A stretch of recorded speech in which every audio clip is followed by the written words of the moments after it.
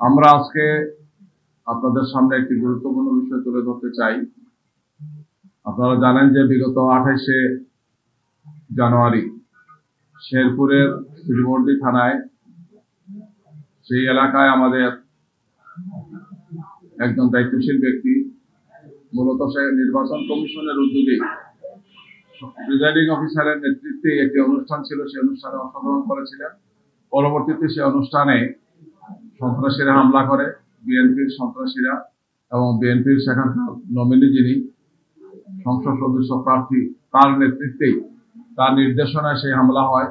যে হামলাতে আমাদের শ্রীবর্দী উপজেলার সেক্রেটারি ভাই রেজাউল করিম খুব নির্মম নিষ্ঠুরভাবে তাকে হত্যা করা হয়। সেই হত্যার পরে আমরা মামলা দিয়েছিলাম এবং এই হত্যাকাণ্ড সংগঠিত হওয়া 1 সপ্তাহ গড়িয়ে শেষ হয়নি এখনো। রক্তের দাগ শুকায় নেই। কিন্তু খুব আশ্চর্যজনক হচ্ছে যে যখন এই হত্যাকাণ্ড হলো, হত্যাকাণ্ডের মামলা হলো, সুনির্দিষ্টভাবে মামলা দেওয়া হলো, নাম উল্লেখ করে আসামিদের মামলা দেওয়া হয়েছে, এটা এখনো তদন্তাধীন পর্যায়ে আছে। যেখানে নিহতের পরিবার কাঁদছেন, তার সন্তানরা কাঁদছেন, তার সহকর্মীরা কাঁদছেন। এই ঘটনায় সহানুভূতি জানানোর জন্য বাংলাদেশ জামাত ইসলামীর পক্ষ থেকে আমাদের সম্মানিত আমিরে জামাত গতকালকে শ্রীবর্দীতে গিয়েছেন, রেজাউল করিমের পরিবারের সাথে সাক্ষাৎ করেছেন, শহীদের পরিবারকে সান্ত্বনা দিয়েছেন, তার শিশু সন্তানকে তুলে নিয়েছেন, তার খবর জিয়ারত করেছেন, এলাকাবাসীকে নিয়ে তিনি সেখানে দোয়া করেছেন। কিন্তু আজকে আমরা আশ্চর্য হয়ে লক্ষ্য করলাম যে এই চিহ্নিত সন্ত্রাসীরা উচ্চ আদালত থেকে এসে তারা জামিন নিয়েছেন। গতকালকে তাদের সেই মামলার শুনানি হয়েছে, আজকে আদালত তাদেরকে জামিন দিয়েছেন। আমরা খুব আশ্চর্য হচ্ছি যে এত বড় একটি নৃশংস হত্যাকাণ্ড,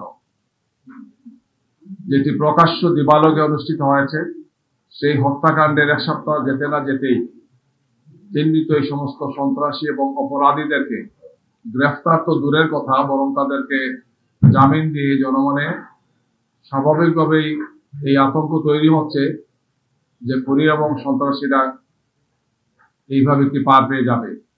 যেখানে খুনের সেই রক্তের দাগ এখনো শুকিয়ে যায়নি, কান্নার রোল চলছে পরিবারে, সন্তান বাবার জন্য হাজারি করছে, এলাকাবাসী তাদের প্রিয় নেতাকে হারিয়ে সেখানে কষ্ট এবং বেদনা বিদুর তারা আছেন। এই অবস্থায় এই ধরনের জামিন দেওয়ার মাধ্যমে আমরা মনে করি যে আইনের শাসন এবং সন্ত্রাসীদের প্রতি কোনো অনুকম্পা প্রদর্শন করার চেষ্টা করা হচ্ছে কিনা। আমরা এই ব্যাপারে সংক্ষুব্ধ।